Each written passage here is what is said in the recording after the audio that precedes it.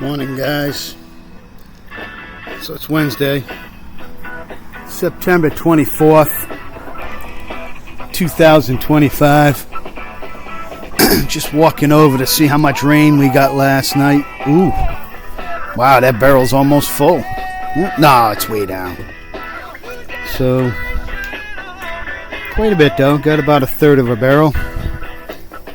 That barrel was totally empty. I had cleaned it out. So I put a coat of paint on the snowplow yesterday. Then it rained last night, so it's all, but it dried.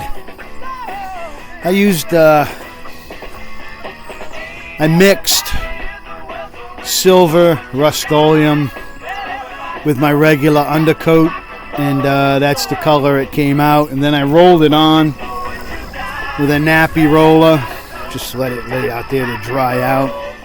Stunk like gas. I didn't want that in the garage. All in all, looking good. So I was out earlier and I stuck the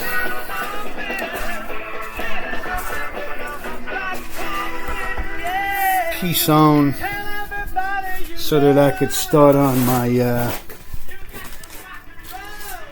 so you can see I followed the contour of the trim piece, and I'm trying to decide whether I want to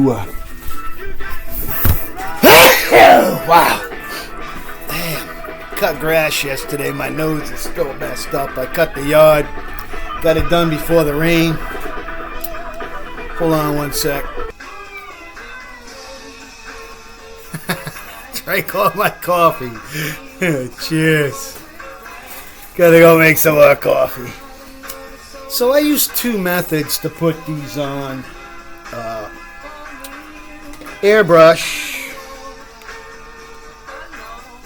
which I found finally. I had it all stored away inside of this pouch, and then it was under my welding gear. I was looking and looking. I'm like, where the heck did I put that thing?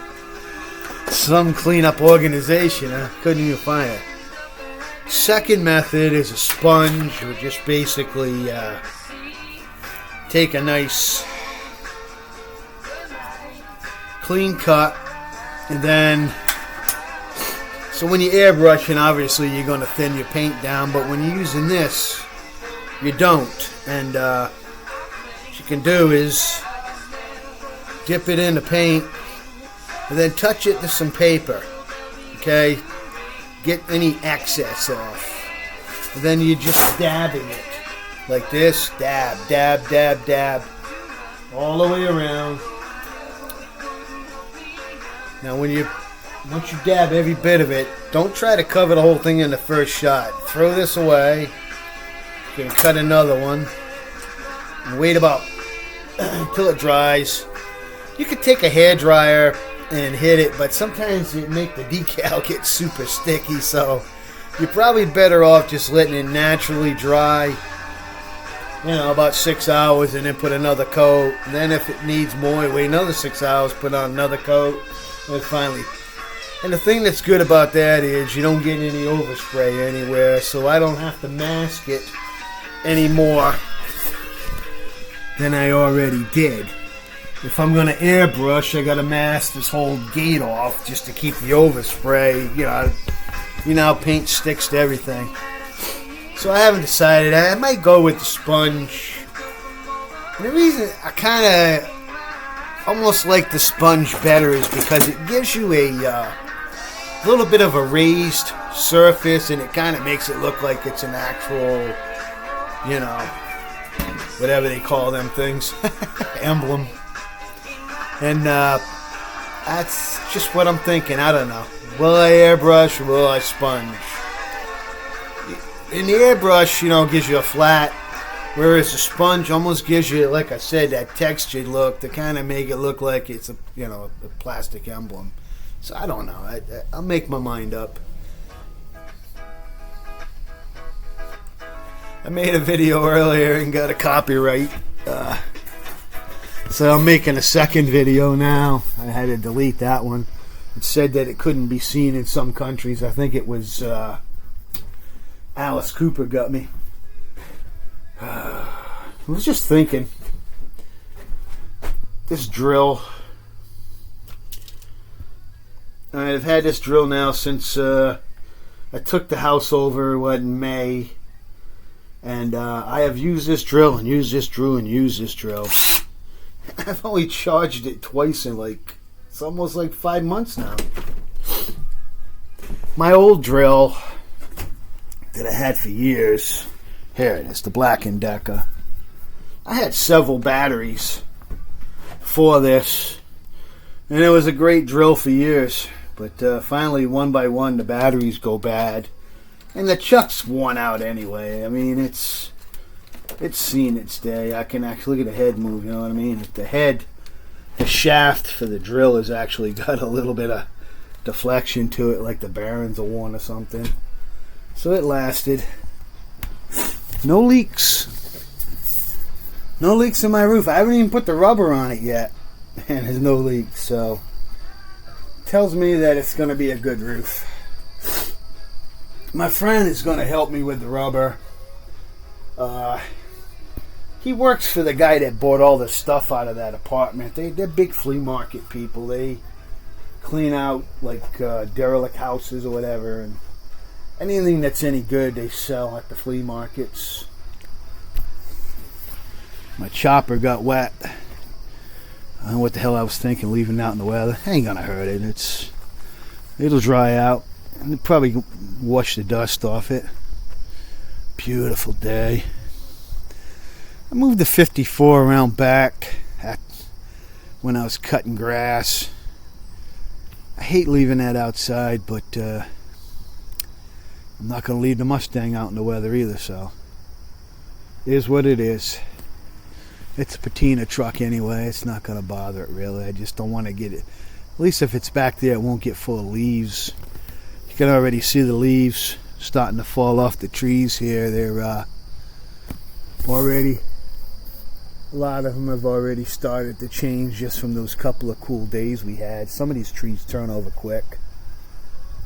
By mid-October, they're already starting to drop everything. And other ones hang on a little longer. See what's going on here in Rusty, Rhode Island, guys. I was looking over the truck, and I found up in this area a little crack, a little crack there, and the same on the other side. I got little, and I think it's got something to do with the material, the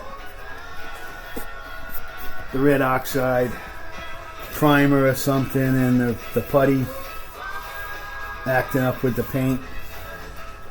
I gotta admit, I'm not a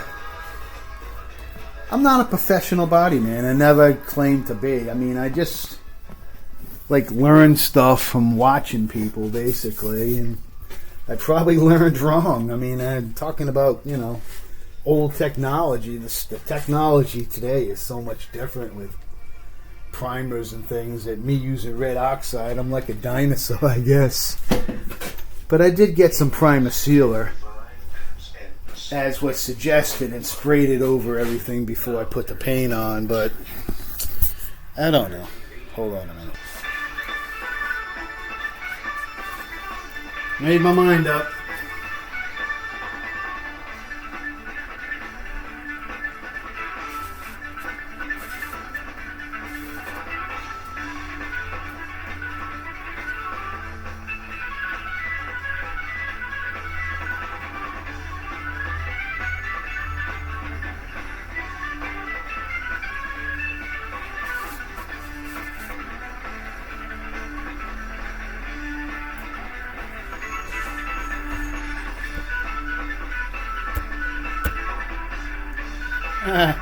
Now with this thing. Alright, so got my first coat on there, and I want to let's see, I don't want to lay it on thick, and I don't want to pick at it too much, because what it'll do is make it stand off too far. You want it to be a little bit textured, but you don't want it to be like rough, you know? So, you can see, I'm going to let this dry now. You can see that I didn't completely cover it. But that paint tends to darken a little bit as it, oops. I see a little speck there. Hang on a second. What the heck is that? Something right there. Right there. You know, I was watching Chad paint and he made those runs, and I said to myself, if he would just take a rag with some reducer and very carefully wipe that, wipe it out, wipe that run out. Hit the pause button. Anytime I've ever had a run, I take a rag, a clean rag, one of the ones that doesn't have lint, and dip it in the thinner, wring it out a little bit, and then wipe the run off completely. Just very carefully staying just on the run, not to either side. And what you end up with is it looks, yeah, you can see it looks streaked. But then you just take your spray gun, hit it a couple of times and let it set until the next coat. And then when you put the next coat over it, you won't even notice that. If you do, and you have to sand it back and do the panel again, at least you're not sanding through that much paint. You're only sanding off, you know. And that's because anybody who's ever done single stage and tried to sand a run out, you know what happens. It rolls up in balls like latex. So I don't know. I tried to put that online with Chad, but I don't think they even watch the Chad anymore. At least they don't respond. All from Rusty Rhode Island, guys. Hope you're enjoying your Wednesday.